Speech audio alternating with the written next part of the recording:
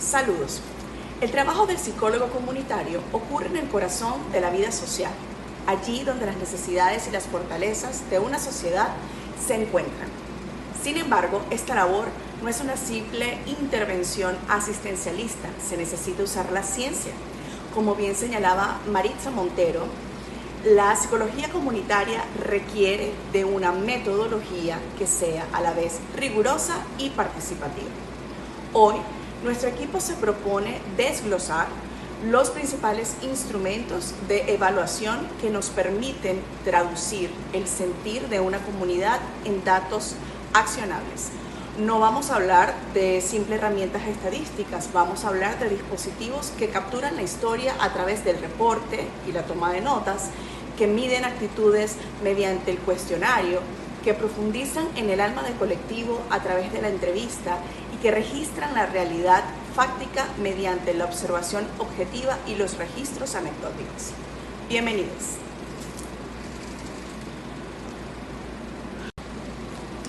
Las escalas de actitudes son las que permiten medir lo invisible, los sentimientos, prejuicios, predisposiciones y niveles de compromiso de una comunidad. En psicología comunitaria no basta con saber que un problema existe, es necesario medir la actitud de la gente. Se definen como instrumentos de medición que utilizan un conjunto de ítems o frases expresadas de forma lógica para cuantificar las reacciones de un sujeto ante un objeto social, por ejemplo, una persona, institución o situación. Según Hernández, Fernández y Baptista, una actitud es una predisposición aprendida para responder coherentemente de una manera favorable o desfavorable ante un estímulo. Entre los propósitos de aplicación destacan los siguientes. Permite un diagnóstico participativo, medir la disposición de la comunidad hacia un cambio, como por ejemplo la construcción de un nuevo pozo de agua. También favorece la identificación de conflictos y permite el monitoreo o seguimiento. Las tres escalas fundamentales que se utilizan en la psicología comunitaria son las siguientes. La escala de Likert, según su estructura, consiste en un conjunto de afirmaciones de igual valor donde el sujeto elige un grado de acuerdo. En el enfoque comunitario es la más versátil, se usa para medir el clima social o el sentido de comunidad. Se puntúa de acuerdo a lo que favorezca a la variable que se mide de mayor a menor. Muy de acuerdo, 4 puntos, de acuerdo 3 puntos, en desacuerdo 2 puntos y en total desacuerdo 1 punto. Ahora revisemos la escala de Thurston. Es una escala de intervalos aparentemente iguales y se seleccionan proposiciones que han sido previamente calificadas por jueces según su grado de favorabilidad. El sujeto solo marca aquellas con las que coincide.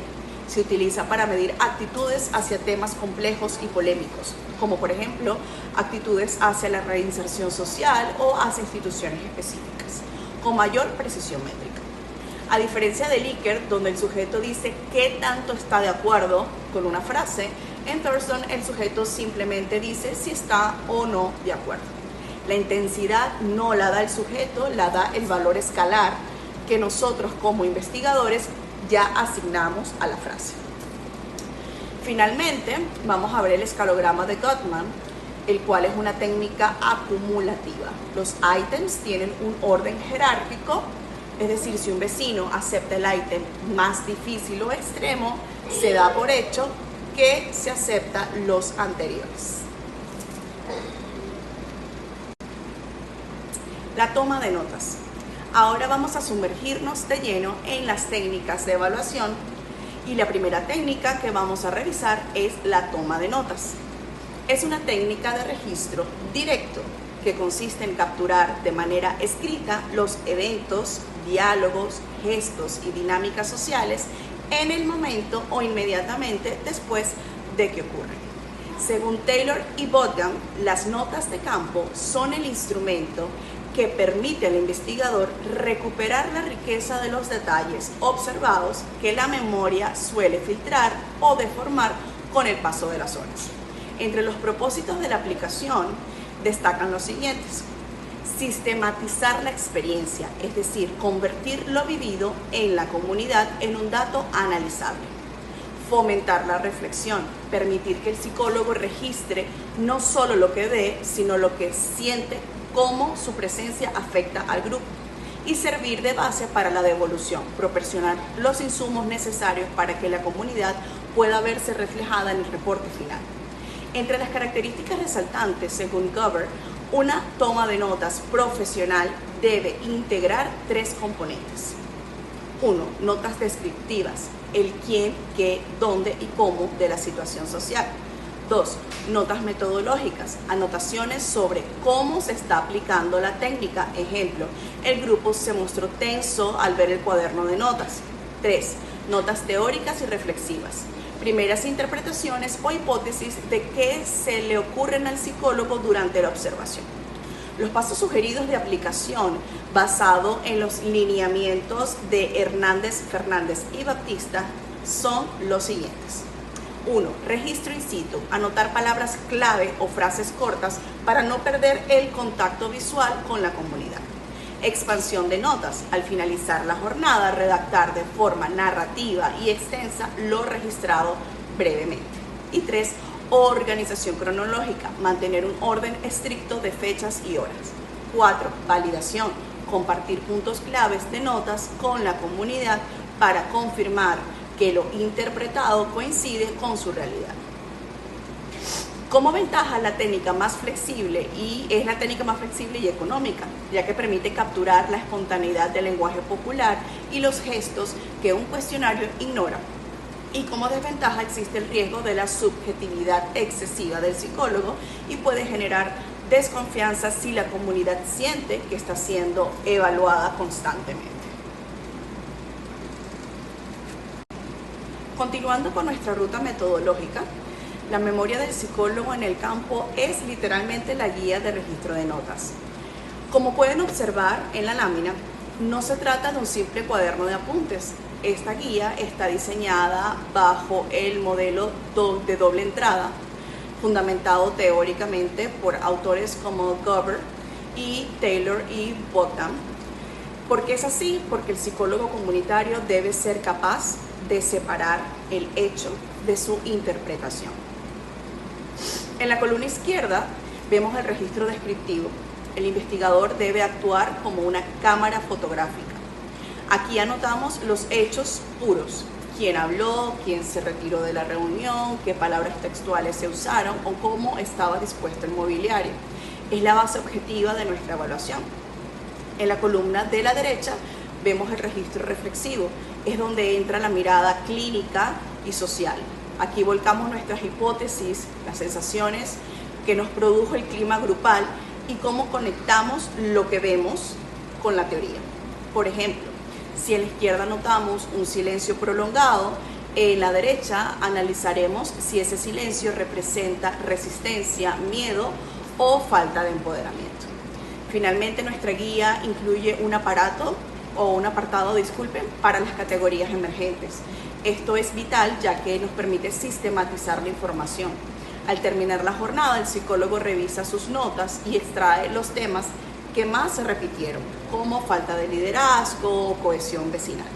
En resumen, esta guía no solo sirve para registrar, sirve para pensar en la comunidad mientras estamos en ella, garantizando que el reporte final sea un reflejo fiel y científico de la realidad social. El cuestionario o encuesta es un instrumento de recolección de datos consistente en un conjunto de preguntas estandarizadas respecto a una o más variables a medir. Según Hernández, Fernández y Baptista, el cuestionario es la herramienta por excelencia para la recolección de datos cuantitativos, permitiendo traducir las percepciones sociales en indicadores numéricos que facilitan el análisis estadístico. En el marco de la psicología comunitaria, según Ander Eck, esta técnica busca el diagnóstico de necesidades, como identificar qué problemas son prioritarios para la mayoría de los habitantes. También permite la estandarización de la información, ya que obtienes datos comparables entre diferentes sectores o grupos de la comunidad. Y también permite la evaluación de intervenciones, medir los cambios en las actitudes o comportamientos del colectivo después de ejecutado un programa social. Un cuestionario técnico debe poseer las siguientes características. Validez y confiabilidad. Debe medir lo que realmente pretende medir y ser consistente en sus resultados.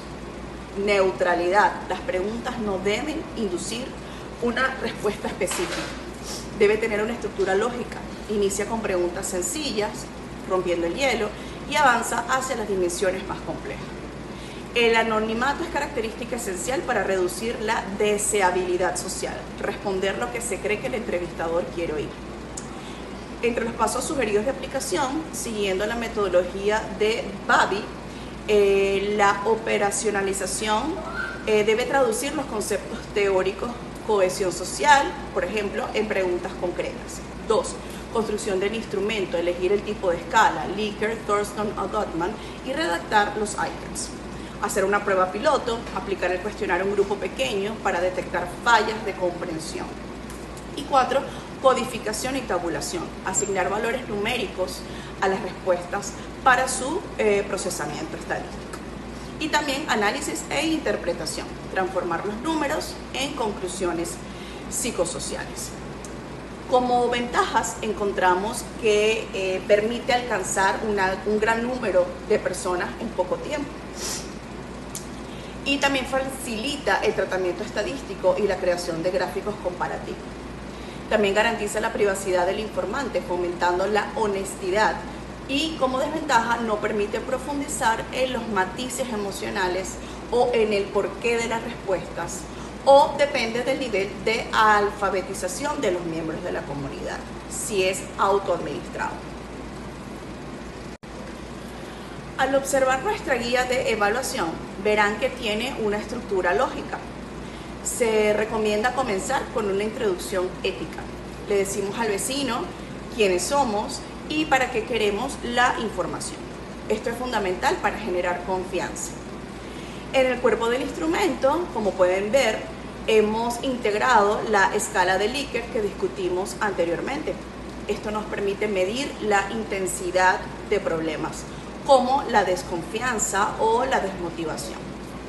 Un punto clave que quiero resaltar es el cierre. En nuestra guía incluimos una pregunta abierta. ¿Por qué?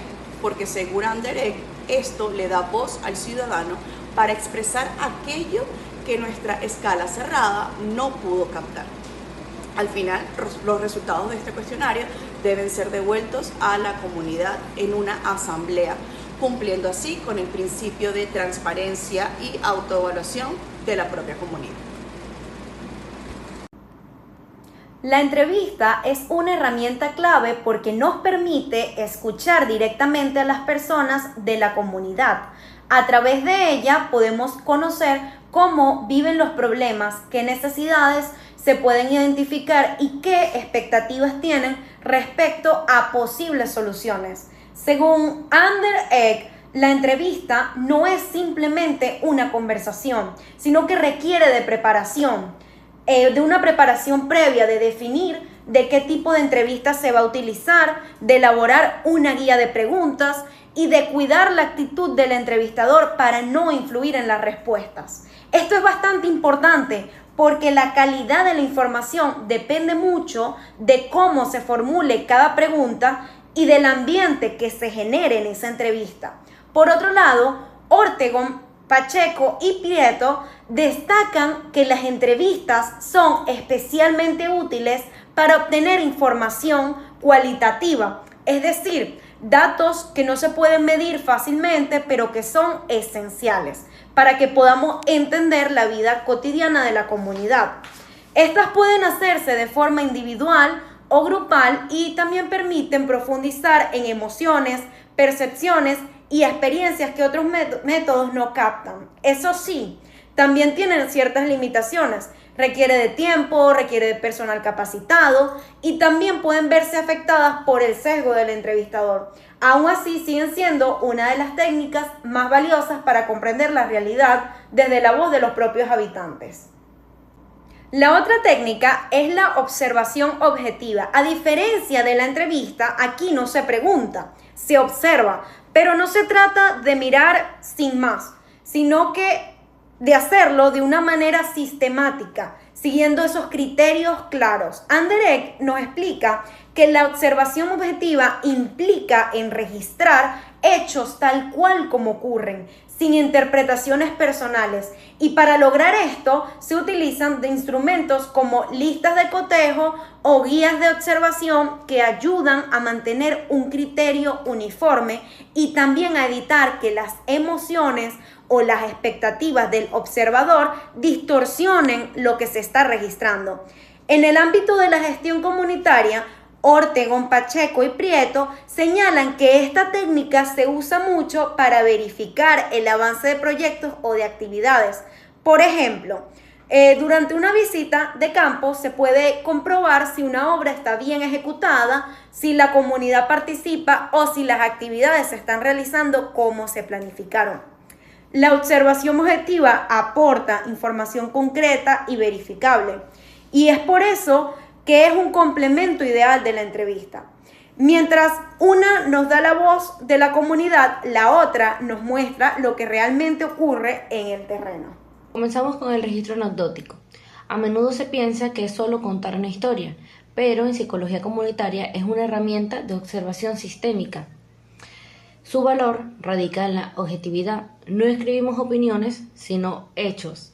Para que este registro sea útil en nuestra materia debemos medir dos variables clave, la duración y la frecuencia. La duración es el tiempo que transcurre desde el inicio hasta el final de la conducta. Por ejemplo, si estamos evaluando un grupo de apoyo, ¿cuántos minutos dura la sesión de conflicto? ¿Es de 5 minutos o es de 40 minutos? Esto nos dice la intensidad del problema. En la frecuencia, es el número de veces que ocurre la conducta en un periodo de tiempo determinado. Si un vecino interrumpe las reuniones, ¿lo hace una vez al mes o todos los días?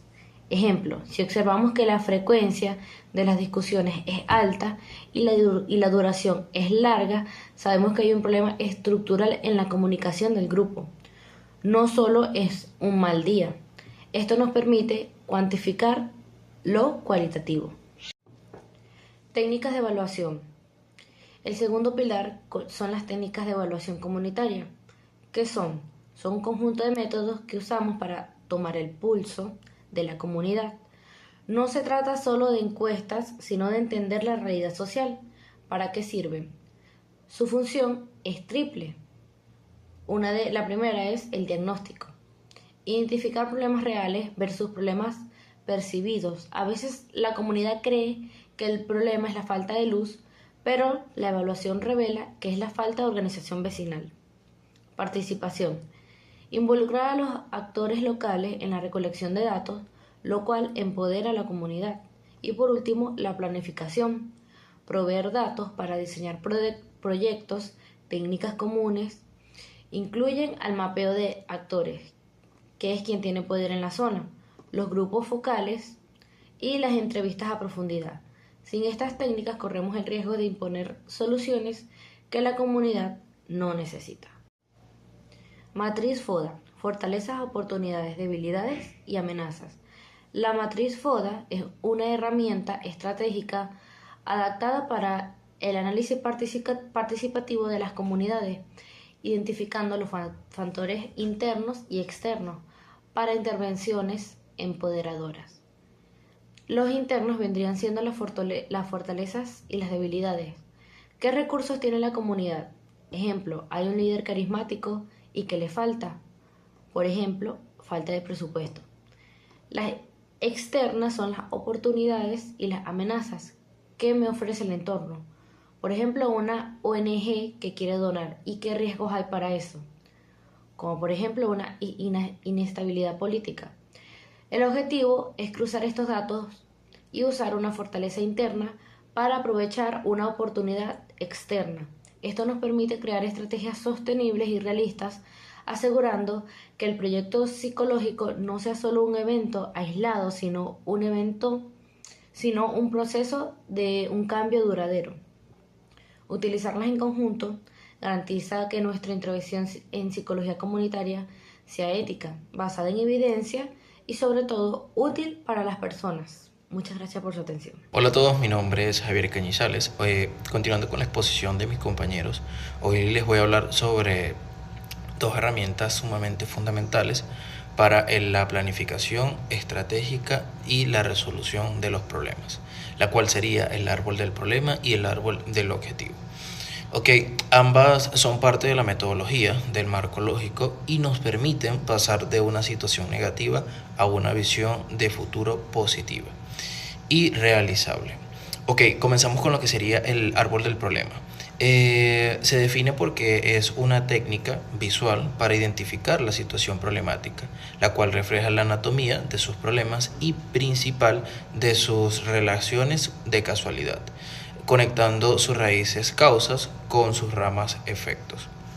Tiene como propósito desglosar un problema complejo en elementos más manejables para entender sus raíces, la cual obtiene como tres componentes, lo que sería el problema central, el tronco, raíces, las causas por lo que sucede, ramas y hojas, los efectos que consecuencian generan.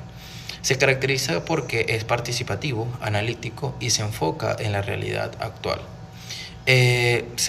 Como pasos de aplicación tenemos lo que sería lluvia de ideas sobre el problema, selección del problema central, identificación de causas, por qué sucede y efectos, por qué lo provoca.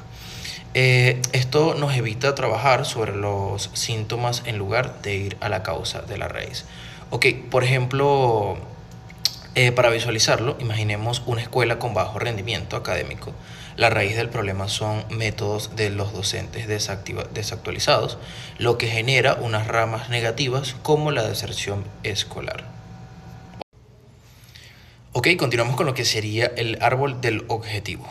El árbol del objetivo se define por la transformación en lo positivo, de lo comentado anteriormente. O en tal caso lo podríamos decir como la fotografía en espejo del árbol del problema. Aquí transformamos los estados negativos en estados positivos deseados. Tiene como propósito identificar soluciones posibles y objetivos claros, la cual obtiene sus tres componentes igual al anterior, la cual el tronco es el objetivo general, la solución al problema central, raíces, los medios, cómo los logramos, la solución, y las ramas, los fines de los beneficios obtenidos. Se caracteriza porque es un propósito y un orientador. Los pasos tenemos como 1, convertir problemas en objetivos. Ejemplo, alta tasa de desempleo se convierte en reducir la tasa de desempleo. 2, verificar la lógica de medios y fines. Y 3, revisar la lógica. Si alcanza estos medios, realmente obtengo el objetivo. Ok, como ejemplo, volvamos al ejemplo anterior de la escuela. Ahora, al convertirse esto en objetivos, nuestra meta es la mejora del rendimiento. Los medios para lograrlo son justamente invertir en capacitaciones de docentes y recursos, transformando la deserción en una mayor tasa de graduación. Ok, entonces continuamos con lo que serían las ventajas y desventajas. La cual facilita, en ventaja tenemos lo que sería facilita la comunicación visual, también puede simplificar problemas demasiado complejos y ayuda a priorizar acciones. Entre las desventajas tenemos que requiere consejos grupal para ser efectivo, la cual fomenta el pensamiento crítico y si el análisis inicial es pobre, los objetivos también lo serán. Ok, en conclusión, el árbol del problema y el árbol del objetivo no son solo gráficos, son la brújula de cualquier proyecto. El error más común es la gestión en lanzarnos a proponer soluciones antes de entender el origen del conflicto. Como hemos visto, el primero nos permite realizar un diagnóstico riguroso, mientras que el segundo nos brinda la estrategia para transformar esa realidad. Si logramos estructurar correctamente las causas y los medios, eso nos lleva y nos garantiza a que nuestras soluciones no sean parches temporales, sino una respuesta sostenible al problema del fondo. Y recuerden que un problema bien definido es un problema medio resuelto. Muchas gracias. Saludos, soy Flor Prieto y continuamos nuestro recorrido metodológico con una técnica generativa de vital importancia, la lluvia de ideas o el brainstorming. Desde la perspectiva de la formulación de proyectos comunitarios, esta no es una simple agrupación de pensamientos al azar. Es una técnica participativa y un paso analítico preliminar diseñado para descubrir situaciones específicas dentro de un grupo y generar ideas poderosas. Académicamente, su mayor utilidad radica en permitirle a la comunidad establecer cuál es su problema central. A partir de esta explosión creativa, los facilitadores y la comunidad aplican criterios de prioridad y selectividad para redefinir la situación a intervenir, lo que posteriormente servirá de insumo para construir un árbol de problemas para garantizar su éxito. Es fundamental evitar errores comunes de facilitación e incorporar dinámicas lúdicas, ya que el uso de herramientas de juego acelera los procesos creativos y potencia la innovación. Pasamos ahora a las técnicas de recolección de datos cualitativos en campo, ilustradas mediante un registro anecdótico. Como sabemos, la observación objetiva es indispensable para captar la dinámica neutral de los grupos. En este registro documentamos un incidente ocurrido el 8 de marzo de 2026 durante una junta de vecinos en el barrio La Esperanza. El incidente interrumpe abruptamente la agenda cuando un vecino denuncia que ve un grupo de adolescentes consumiendo alcohol y causa daños a la propiedad. Como observadores registramos de manera neutral la polarización inmediata de la asamblea.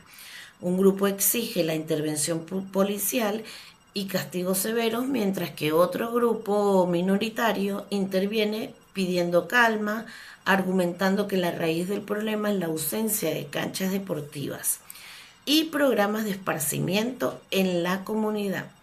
La reunión pierde su orden y se enfrascan en una fuerte discusión. Un registro anecdótico carece de valor si no va acompañado de una interpretación psicosocial rigurosa. El análisis de este evento evidencia que la comunidad es un ente dinámico, no exento de conflictos y disgregación interna. Lo más detestable es que el debate vecinal refleja empíricamente un choque de paradigmas teóricos. Por un lado, el modelo del control social, que busca la intervención punitiva, y por el otro, el modelo de presentación de alternativas, que propone intervenir sobre las condiciones del contexto que facilitan el problema, como la falta de espacios de ocio. Como próximos pasos metodológicos, sugerimos realizar un análisis de involucrados para mapear los intereses y posiciones de poder de los distintos actores frente al conflicto. Asimismo, se recomienda convocar a un taller participativo para elaborar un árbol de problemas, permitiendo a los vecinos identificar las causas estructurales subyacentes y sus efectos de la convivencia. Para el abordaje de la problemática detectada desde una perspectiva cuantitativa, diseñamos un cuestionario. El objetivo de este instrumento es recoger información válida y medible sobre la percepción de inseguridad en la comunidad. El instrumento garantiza el anonimato e inicia con una sección de datos sociodemográficos para clasificar las variables de la población, género, edad y tiempo de residencia. Posteriormente, la sección 2 elabora un diagnóstico del problema utilizando escalas de valoración del 1 al 5 para medir la sensación de seguridad tanto de día como de noche, indagando también si los encuestados han sido víctimas recientes de delitos y pidiéndoles que identifiquen el factor principal que genera la inseguridad, como por ejemplo la iluminación, ausencia policial, lotes baldíos, etc. y las áreas específicas de mayor riesgo. En la tercera sección del cuestionario, el enfoque transita del diagnóstico a la acción participativa. Evaluamos el tejido social preguntando si existe comunicación constante entre vecinos inmediatos y si se consideran si consideran que la organización comunitaria es indispensable para reducir la inseguridad. Finalmente, sometemos a consideración de nuestras diversas alternativas de solución, tanto a nivel de infraestructura, como cámaras o mejoramiento del alumbrado, como a nivel de medidas organizativas, como grupos de WhatsApp, rondas preventivas. Cerramos el instrumento midiendo el nivel de voluntad individual para comprometer tiempo en un comité de seguridad vecinal, un dado crucial para prever la vialidad y sostenibilidad de cualquier proyecto de intervención. A lo largo del presente trabajo monográfico hemos definido y analizado teóricamente un conjunto de técnicas y aplicaciones que constituyen la columna vertebral metodológica de la psicología comunitaria. Reporte, toma de notas, cuestionarios, entrevistas, observaciones objetivas, registros anecdóticos, matriz FODA, árbol del problema, árbol de objetivos y el brainstorming. La principal conclusión se deriva de este análisis es que en el ámbito comunitario las técnicas e instrumentos de investigación no son meras herramientas extractivas de información, sino catalizadores de transformación social, a diferencia de los enfoques tradicionales que fragmentan la realidad y tratan a las personas como sujetos pasivos o pacientes. La psicología comunitaria emplea estas metodologías para establecer una relación dialógica y horizontal entre los agentes externos, que son los profesionales, y los agentes internos, que viene siendo la comunidad. Herramientas de recolección de datos como la observación, el registro anecdótico, la entrevista y el cuestionario permiten un acercamiento empírico y sistemático a las necesidades y sentires de la población, capturando la vida cotidiana y sus conflictos subyacentes. Paralelamente, técnicas de diagnóstico y planificación estratégica como la lluvia de ideas, la matriz FODA y los árboles de problemas y objetivos operan como un mecanismo de concientización y problematización. Al utilizarse, la comunidad no solo identifica sus carencias, sino que desnaturaliza las condiciones opresivas de su entorno, comprende el encadenamiento de causas y efectos, diseña colectivamente las metas para su propio desarrollo. En definitiva, la correcta aplicación teórica y práctica de estas técnicas garantizan que las intervenciones comunitarias sean pertinentes, viales y democráticas. Ellas dotan a los actores sociales del marco analítico necesario para pasar de la queja a la propuesta, fomentando la autogestión, fortaleciendo el tejido social, materializando el objeto último de la psicología comunitaria. Devolver el poder y el control a las comunidades para que ellas sean las arquitectas de su propio bienestar y liberación. Muchísimas gracias por su atención.